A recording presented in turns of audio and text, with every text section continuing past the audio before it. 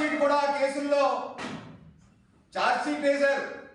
ఇవన్నీ జనసేన పార్టీ నేను చెప్తున్న మాటలో కాదు, ఇది సాక్షాత్తు సిబిఐ ఈడీ కేసుల్లో ఛార్జ్ షీట్ లో పొందుపరిచినటువంటి అంశాలు.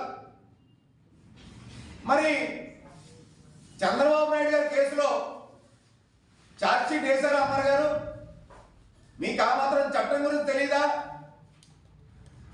11 కేసుల్లో నిందితుడిగా ఉండి బెయిల్ మీద ఉండి బాబాయ్ హత్య కేసులో కీలక పాత్ర పోషించినటువంటి మీ నాయకుడు ఈరోజు ఆ బెయిల్ రద్దు చేయాలని చెప్పి మీరు ఎందుకు డిమాండ్ చేయరు అమర్? సాక్షాత్తు ఈడీ సిబిఐలే నిర్ధారించి బెయిల్ మీద బయట ఉన్నటువంటి వ్యక్తి